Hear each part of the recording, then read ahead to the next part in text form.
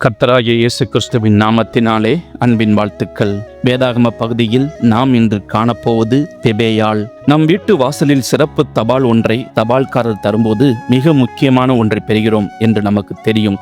பல வேத அறிஞர்கள் கூற்றுப்படி ரோமாபுரி திருச்சபைக்கு விலைமதிக்க முடியாத முக்கியத்துவம் வாய்ந்ததும் அப்போஸ்தலனாகிய பவுலுக்கு தேவன் வெளிப்படுத்திய சிறந்த புத்தகமுமாகிய ரோமருக்கு எழுதின நிருபத்தை தன் கையால் கொண்டு வந்து கொடுத்தது பெபேயாள். ரோம நிருபம் ரோம திருச்சபையை அடைய அவளுடைய பணி மிகவும் உதவியாக இருந்தது. இந்நிருபம் இயேசு கிறிஸ்துவின் மரணம், உயிர்த்தெழுதல் இவற்றின் மூலம் வீழ்ந்து போனதும் பாவத்தால் நிறைந்ததுமான மனுக்குலம் விசுவாசத்தால் எப்படி மீட்பை அடைய முடியும் என்பதை குறிப்பிட்டு காட்டுகிறது. வாகன வசதி இல்லாத அந்நாட்களில் ஒரு இடத்திலிருந்து மற்றொரு இடத்திற்கு போவது மிக மிக கஷ்டம். இருந்தாலும் ஒரு பெண் தனியாக இக்கடிதத்தை சுமந்து ரோமாபுரியில் கொடுத்தது மிகவும் போற்றத்தக்கது.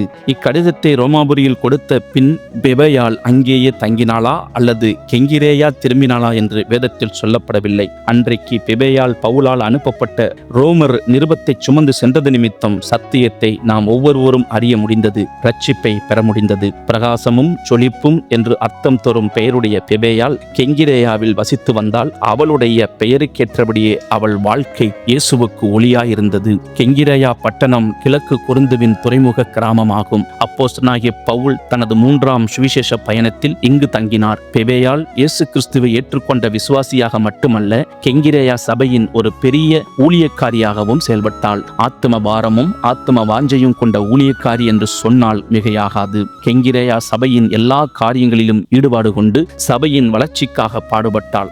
சபைக்கு வரும் பெண்களின் ஆவிக்குரிய வாழ்க்கையில் அக்கறை காட்டினாள். அவர்களை ஞானஸ்நானம் எடுக்க ஊக்குவித்தாள். வியாதியஸ்தரை சந்தித்து அவர்கள் மத்தியில் ஊழியம் செய்தாள். சிறைச்சாலை ஊழியத்தின் மூலம் கைதிகளை ஆண்டவரிடம் வழிநடத்தினாள். சுயநலமாய் வாழாமல் பிறருக்கு எல்லா நேரங்களிலும் எல்லா காரியங்களிலும் உதவி செய்கிறவளாக காணப்பட்டாள். சபைக்கு ஊழியம் செய்ய வரும் அப்போஸ்தலர்கள் பிரசங்கிமார்களுக்கு விருந்தோம்பல் பணியை மிக சிறப்பாக செய்தாள். தன்னுடைய சொத்து ஆஸ்திகளை எல்லாம் தேவ பணிக்கே செலவழித்தாள். இப்படியாக இவளது நற்குணத்தை கண்ட பவுல் ரோமாபுரியினருக்கு பெபேயாளை பற்றி இப்படியாக எழுதுகிறார். கெங்கிரேயா ஊர் சபைக்கு ஊழியக்காரியாகிய நம்முடைய சகோதரி பெபேயாளை நீங்கள் கர்த்தருக்குள் பரிசுத்தவான்களுக்கு ஏற்றபடி ஏற்றுக்கொண்டு எந்த காரியத்தில் உங்கள் உதவி அவளுக்கு தேவையாய் இருக்கிறதோ அதிலே நீங்கள் அவளுக்கு உதவி செய்ய வேண்டும் என்று உங்களிடத்தில் ஒப்புவிக்கிறேன். அவள் அநேகருக்கும் எனக்கும் கூட ஆதரவாய் இருந்தாள் என்று ரோமர் 16:1-2 எழுதியுள்ளார். இந்த வசனங்களிலே அப்போஸ்தலனாகிய பவுல் பெபேயாளை கெங்கிரேயா சபையின் ஊழியக்காரி என்று மட்டும் அறிமுகப்படுத்தாமல்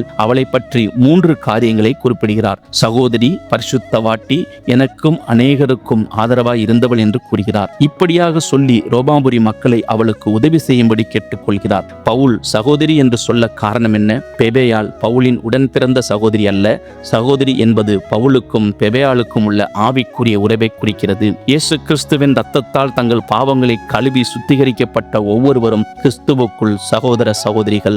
பவுல் பெபேயாளை சகோதரி என்று அறிமுகப்படுத்துவது போல நாமும் இயேசு கிறிஸ்துவின் இரத்தத்தால் தங்கள் பாவங்களை கழுவி ரட்சிப்பின் சந்தோஷத்தை பெற்ற ஒவ்வொருவரையும் சகோதர சகோதரிகளாக ஏற்றுக்கொண்டு அவர்கள் மீது அன்பு செலுத்த கடமைப்பட்டிருக்கிறோம். அடுத்தபடியாக பவுல் பெபேயாளை பரிசுத்தவான்களுக்கு ஏற்றபடி ஏற்றுக்கொள்ளும்படி கூறுகிறார். காரணம், அவளுடைய ஆவிக்குரிய வாழ்க்கையிலும் ஊழிய வாழ்க்கையிலும் பரிசுத்தம் காணப்பட்டது. 1 பேதுரு 1:16 சொல்லுகிறபடி நாம் பரிசுத்தமாய் வாழ வேண்டும்.